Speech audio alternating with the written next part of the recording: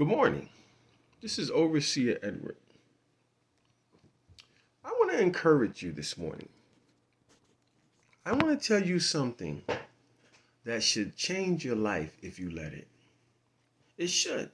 It should make you see a better you. The Bible states in 1 Corinthians 9. Paul make this statement to the Corinthians because people may have questioned who he was. He even may question himself. It says from verse 1, am I not as free as anyone else? Am I not an apostle? Haven't I seen Jesus, our Lord, with my own eyes? Isn't it because of my work that you belong to the Lord? Even if others think I am not an apostle, I certainly am to you. You yourselves are proof that I am the Lord apostle. This is my answer to those who questions my authority. Don't we have the right to live in your homes and share your meals? Don't we have the right to bring a believing wife with us, as the other apostles and the Lord's brothers do, and as Peter does?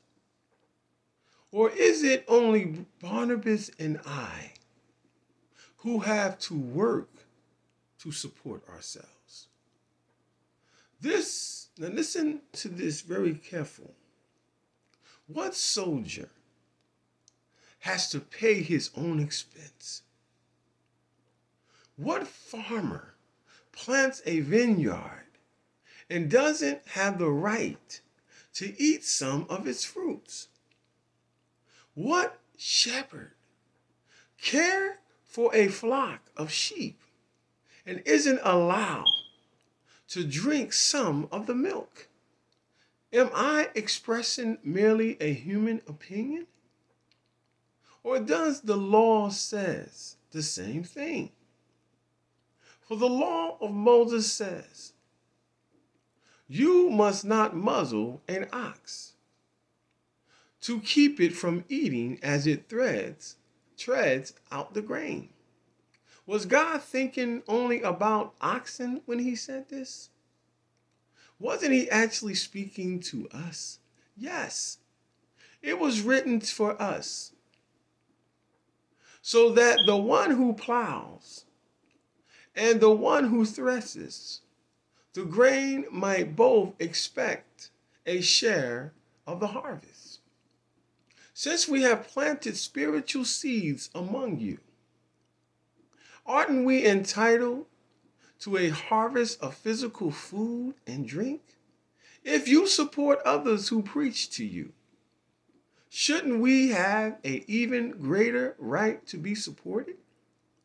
But we have never used this right.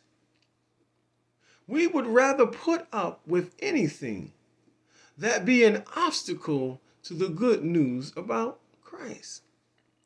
Don't you realize that those who work in the temple get their meals from the offering brought to the temple? And those who serve at the altar get a share of the sacrificial offering. In the same way, the Lord ordered that those who preach the good news be supported by those who benefit from it. Yet I have never used any of these rights. And I am not writing this to suggest that I want to start now. In fact, I would rather die than lose my right to boast about preaching without charge. Yet preaching the good news is not something I can boast about. I am compelled by God to do it. How terrible for me if I didn't preach the good news. If I were doing this on my own initiative, I would deserve payment. But I have no choice. For God has given me this sacred trust. What then is my pay? It is the opportunity to preach the good news without charging anyone. Why I never demand my rights when I preach the good news. Even though I am a free man with no master, I have become a slave to all people to bring many to Christ. When I was with the Jews, I lived like a Jew to bring the Jews to Christ. When I was with those who followed the Jewish law, I too live under that law, even though I am not subject to the law. I did this so I could bring to Christ those who are under the law. Listen to me. When I am with the Gentiles who do not follow the Jewish law, I too live apart from the law so I can bring them to Christ. But I do not ignore the law of God. I obey the law of Christ. Now listen to me. When I am with those who are weak, I share their weakness. For I want to bring the weak to Christ. Yes, I try to find common ground with everyone, doing everything I can to save some. I do everything to spread the good news and to share in its blessing. Don't you realize that in a race, everyone runs, but only one person gets the prize? So run to win. All athletes are disciplined in their training. They do it to win a prize that will fade away, but we do it for an eternal prize. So I run with purpose in every step. I am not just shadow boxing. I discipline my body like an athlete, training it to do what it should. Otherwise, I fear that after preaching to others, I myself might be disqualified. That's 1 Corinthians 9. Brothers and sisters at arms, there's nothing wrong with doing what the other apostles have done. There's nothing wrong with that. There's nothing wrong with sharing and providing for your family through the work of God. There's nothing wrong with that. And you let no one tell you, hey, you don't have the right to charge people to preach the gospel. Or you don't have that right to say to someone, I put all this time in, and why you won't provide for the church. No one should ever discredit someone or I'm trying to make someone feel uncomfortable because they say that you have to pay tithes and offering. That's just the way it really is in the law. And see, you got to understand the concept of that. Because a man or woman of God put in a lot of time to give you the good news. They put in extra time to sacrifice their entire life for the gospel.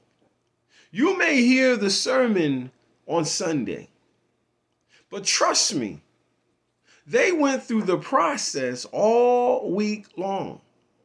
That sermon wasn't just a written epistle in your brain. They went through some trials to get that sermon done. And you may not understand that if you're on the other side of that. But these men and women, my friend, fight within themselves not to write some type of sermon so you can be excited on that Sunday, not to write a great sermon so that you can be excited about it on Wednesday on Bible study. They do that very much because they sweat that life. A lot of people that's in the gospel not doing it to make you feel good. Brother and sisters, you will be surprised what they go through to get your sermon on Sunday. God deal with them in ways, my friend, that you would never believe.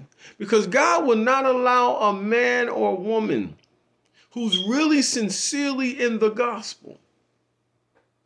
And I'm not talking about someone who just went to school, got an education, and using this as a career. But I'm talking about someone who made a decision to accept the call of God, period. God put them through the ruckus.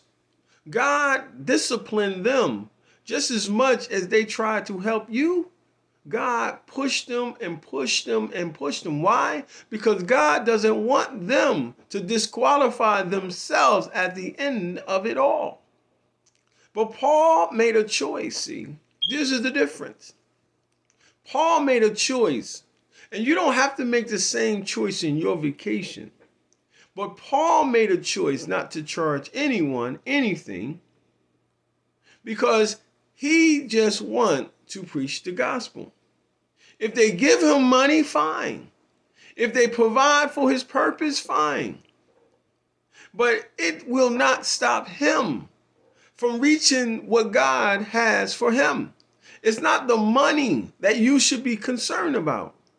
But it's not a bad thing that someone asks or provide for you. It's not a bad thing. It's not a bad thing if you start a church and you're looking for the parishioners to help you through the process. It's not a bad place. And don't ever feel uncomfortable telling someone that they need to pay so that the bills in the church can be paid, or any ministry you got. There's nothing wrong with you asking for people's support that the ministry will go forward. It requires something from someone, even if it's out of your own pocket. So it's not a problem in doing that, and never make someone make you feel bad for you asking them for something they should want to do. Because the Bible says in the law that it is actually their job to do it. But what I'm saying to you, don't let those obstacles be your obstacles. Don't let when somebody make a decision not to put into the pot stop you from doing the work that God has called you to do. And even though no one in the world will support what you're doing, let God cheer you on, even if every other door have closed. Trust God in this process no matter what it requires. Let God continue to discipline you for you. And you continue trusting God to provide for every area that he called you to.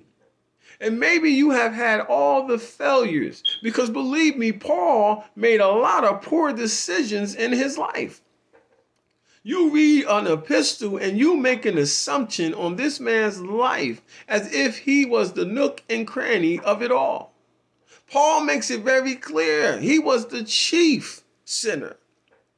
Because when you persecute people, my friend, you are bound to be persecuted. And he did a lot of persecution before he became where he was.